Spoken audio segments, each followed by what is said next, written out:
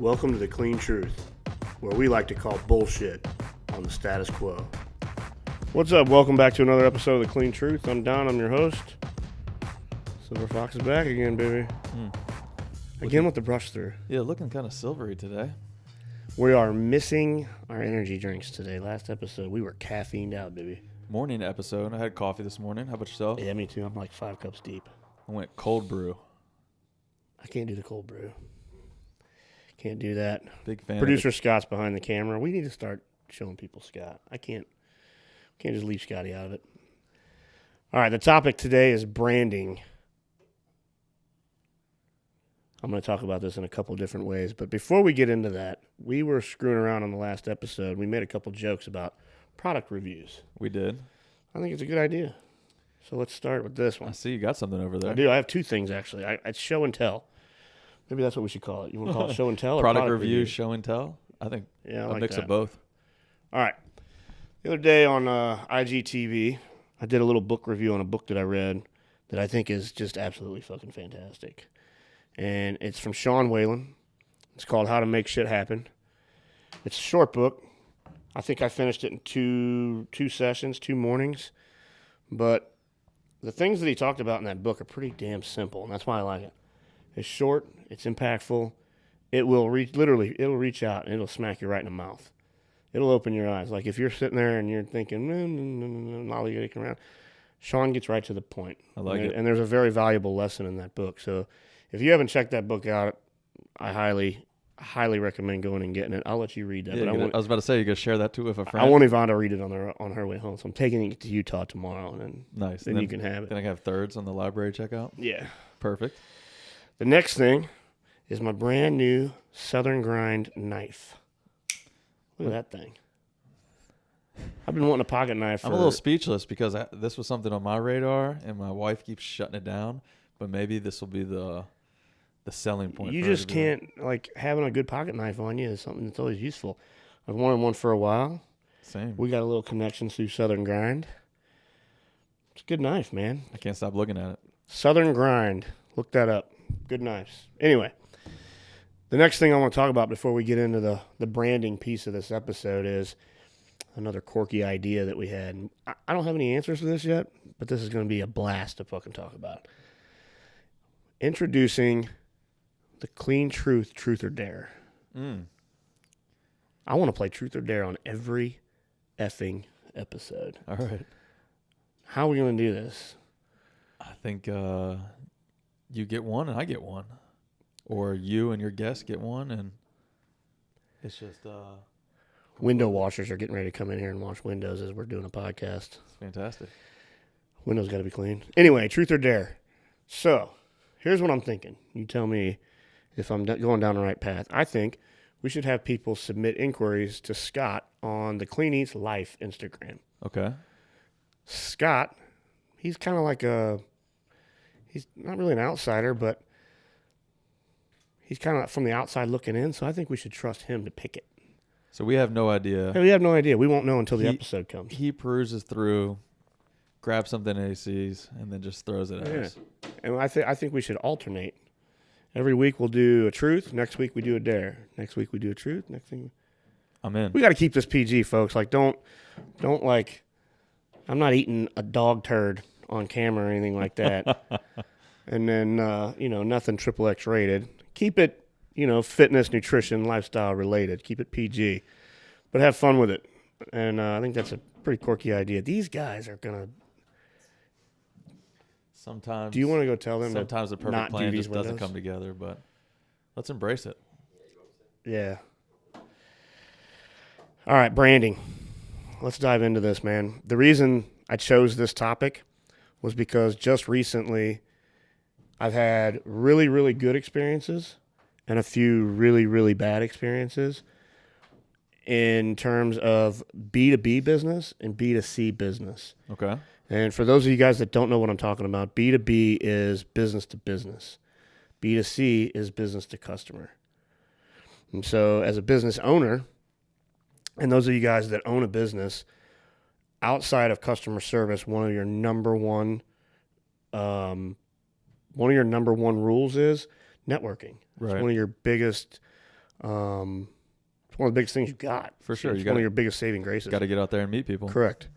So from a business owner standpoint, like I said, I've had some really, really good interactions here in the past couple of weeks and some really, really bad ones. And I want to share those along with B2C. I like it. So I'll start with the B2B first. Business to business, sometimes you get in altercations and arguments and disagreements with vendors and people that you need to rely on for your business, and I'm going to use service-based. That was the examples that I can share. So one of the biggest things I value in the restaurant industry is you always need a plumber. You always need an electrician. You always need somebody that can handle that stuff unless you're skilled to be able to maintain that stuff yourself. Yeah, for sure. For me, for the most part, I am. But, there's always going to be those things that arise. Electricity scares the living crap out of me. I won't touch it. For sure. I will not even change out a GFI. Agreed. That's how bad it scares me. I agree. And I'm a carpenter. I was. So I have an electrician that I've used 2 or 3 times now. And I wanted to share my experience with this guy and hopefully you pick up on what I'm saying. The reason that I'm going to continue to use this guy is every time I call him, he answers. Yeah, that's big. No time. matter what. He will answer the phone. And if he doesn't, he will text me and say, hey, man, I'm kind of busy at the moment. Call you back in 5 minutes.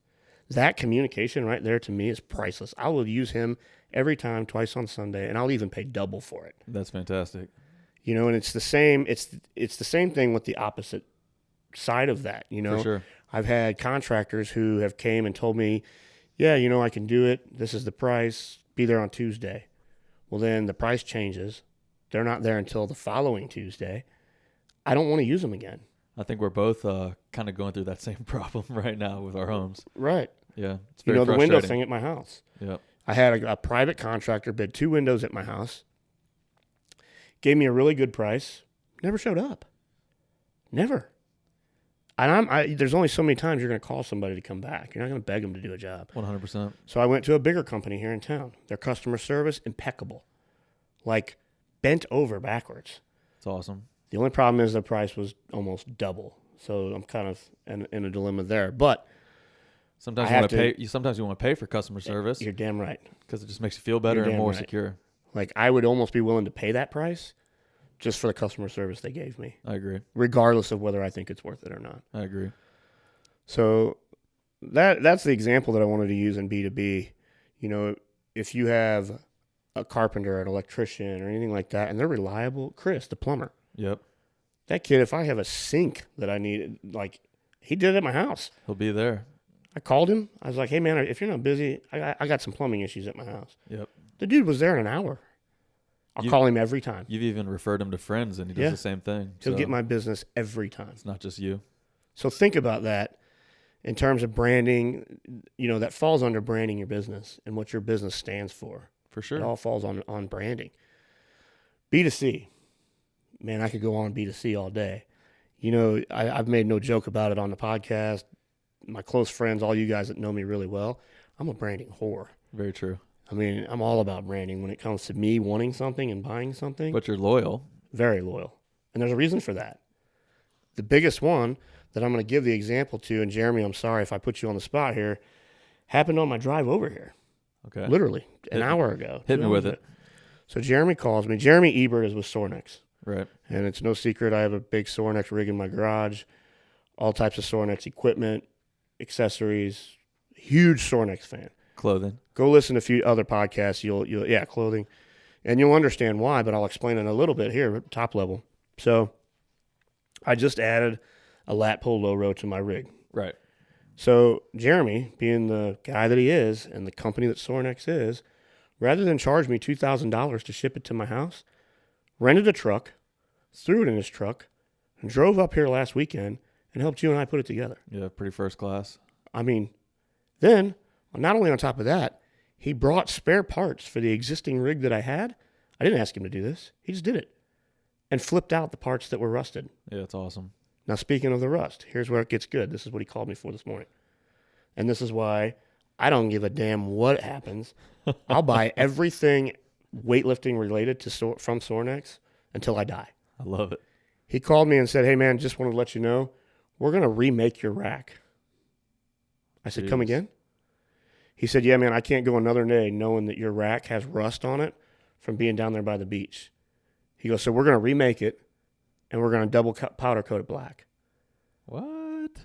I was like, "Jeremy, you don't have to do that, man. I didn't ask you to do that. Like, I expect it to rust. Yeah. I live right next to the Right. water. Exactly. Light switches rust. My Everything steel workout rig is gonna rust. I just expected it. I knew it was gonna happen. It's fine." Nope, they're gonna replace it. Wow. Do you think Rogue would do that? Do you think Ghost would do that? You think any of these other assholes is going to do that? I don't think so. I don't think so. So I don't know. I wanted to share that because that, like, I damn near had to pull my truck over. It was blowing me away. Yeah, I was there when we were installing the rig and saw him change out the parts, but by no means did we even like remotely even talk about that. That was something that I remember him noticing, and he took some pictures, and you were kind of like, "Hey, what are you taking pictures for?" And he was just like, "Oh, I don't like this rust." It's unbelievable. Insane. Yeah. He made the comment the other day, but I totally, by no means, expected him to follow through with it. Yeah. And then I get the call this morning. "Hey, man, we're going to go ahead and remake that." It's unbelievable. "Oh, really? Well, you, sir, are a winner in my book until I die." You get a Christmas present. Correct. Bert, you got a big Christmas. I may just hug you, buddy. What's another one? First one, same thing. Yep. Those guys, impeccable customer service. Yeah, Impeccable. Handwritten And letters. B2B, because I work with them on both levels. For sure. All of our stores carry their product. I've been a friend of Brian Teach's for a long time. He does an amazing job with our franchisees. Yep. Amazing job. And then me as a customer, I mean, if you can't buy into their culture and what they stand for, you might want to go to a doctor and get checked out. Because, No doubt. I mean, I think that's why our brand and their brand align so well, is our moral compasses are going down the same path. I agree. We believe in a lot of the same things. But, another one that I'm a huge, huge fan of is Gasp. I haven't had the pleasure of meeting their owners, the guys that own their company. Right. But, I've been a really big fan of those since I was bodybuilding. And the reason why is obviously their product. And that's with anything. Things that are going to make you a fan for life is they damn sure got to have a big, good product. Without the good product, they have nothing. For sure. Nothing. They have to have good service. And to me, they have to have a good mission. What do they stand for? What are they about? What's their culture about? And with Gasp, awesome products. I could go on all day about their clothes. Half my closet says Gasp on it. Yeah, you love them. I do. I have everything on their website damn near. They have really good service. I've never, not one time, ordered anything from them and it not be right. Other than one time I ordered something that was the wrong size and it was my fault. I ordered it wrong. But all I did was call them. I put it in a bag. I sent it back to them. They sent me the right pair. For sure. Awesome. I don't think people understand how hard customer service is too, and like the level of customer service that you're talking about right now is the pinnacle, is the top, and that's why you love them, and that's why you believe in them. And I touch a little bit of our customer service, like on the behind the scenes stuff with our franchises, and it's tough. I mean, it's 24/7 job. It's hard. 365 days a year, and it's not easy. I mean, and we try to do the best we can to please all of our people, but sometimes you have shipping and you have issues and things that are out of your control, and Absolutely, it's you've talked about it, like it's so important to stay on top of that. And I'm a firm believer that the customer's always right, and I think these three brands that you just described have that moral compass that the customer's always right, and they're going to do whatever it takes to make sure that they have your best interest in mind. Agreed. Like I said, I've never met the guys from Gasp. I've met a lot of athletes that are sponsored by them. A lot of bodybuilders are sponsored by them. Right. And even with those guys, they all have the same mentality, and it's all circled around hard work. Yeah, it's pretty cool. It's just put your guts in the dirt and dig for it every day. And I can get on board with that all the time. There's a lot of other brands out there that are like this, but at the end of the day, what it's about is a good product, a good service, and a good mission.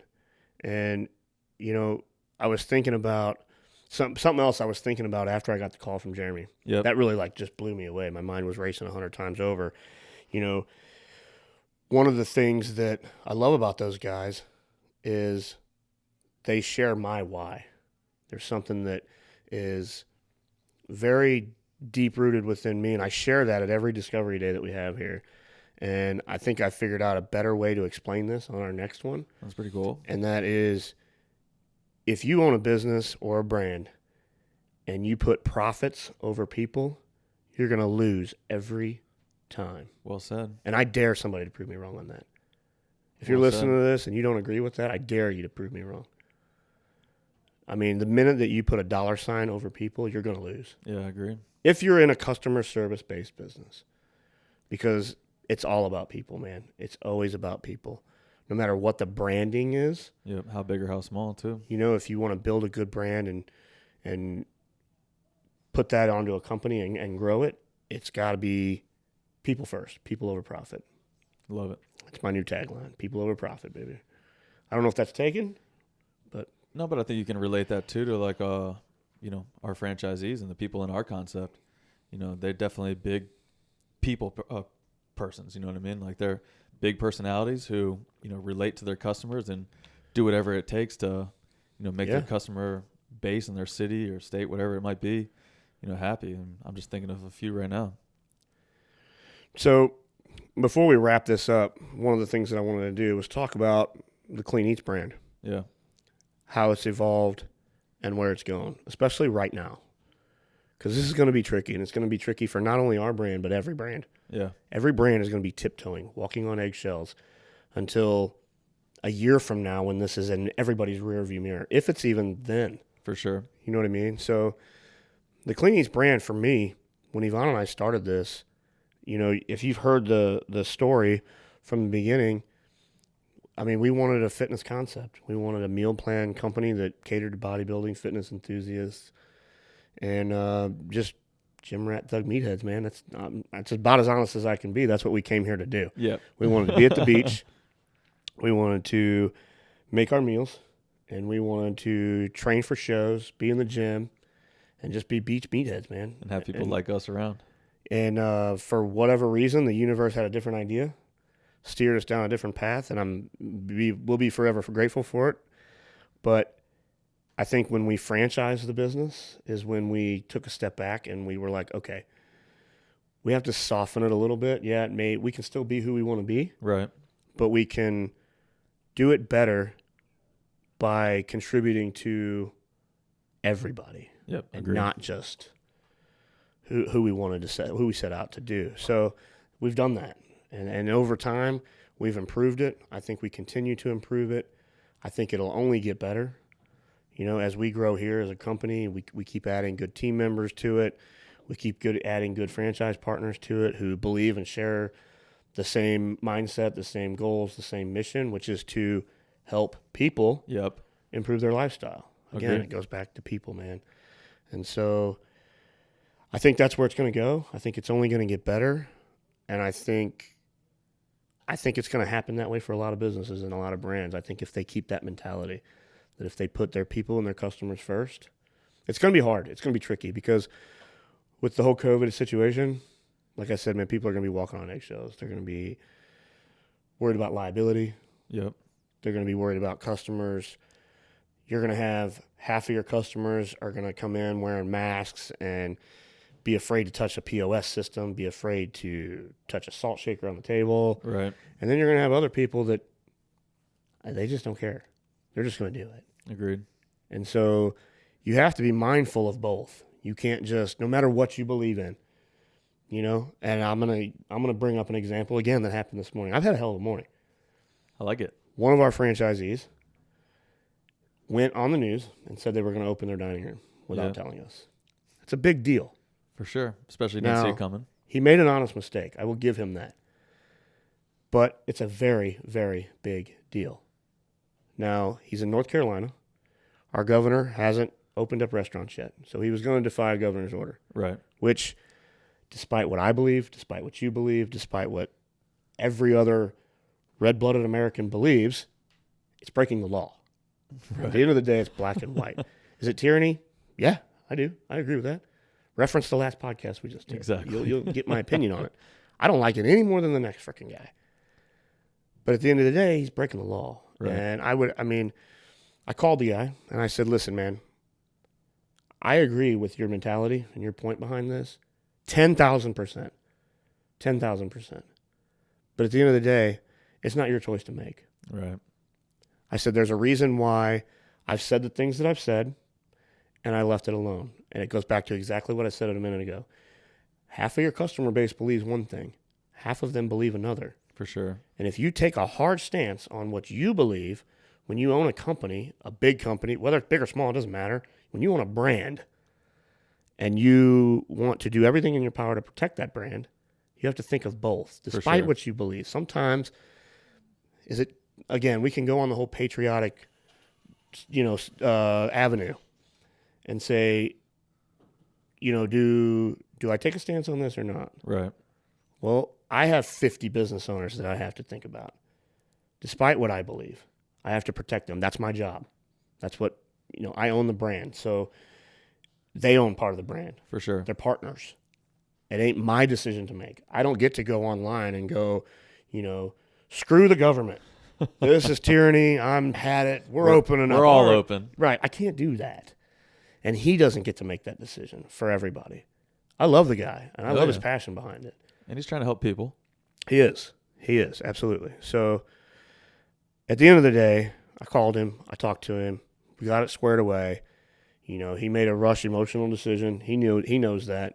He's already, put a public statement out about it, and it's fine. It's fine. But he, his public statement blamed me, said I'm the one that told him not to do it, which he's half right. He's right. I'll take the heat for it. It's fine. I don't mind. Because, again, at the end of the day, I'm protecting my brand. For sure. Not just, it's okay for me to have a belief, again, and I believe that wholeheartedly. Yep. But not everybody's going to agree with that. And to protect your brand, sometimes you got to do that. I agree. So that's branding, man. That's my 2 cents on branding. Wrap it up. I mean, like you said, it's all about the people. It is. People over profit. People over profit, and if you don't agree with that, you're going to lose every time. If you take care of your people, believe in your people, and care about your people, hopefully the profits will come back with all the stuff that's happened. Agree, man. Start thinking about your Truth or Dare questions. Again, submit those to producer Scott at Clean Eats Life on Instagram. I like the producer Scott. I just thought of that. Producer Scott. I just heard that. I like it. Did you see he shaved? Look at that. Executive producer. He's got the semi-porn stash going. It's fantastic. I dig it. Have a good weekend, guys. Till next time.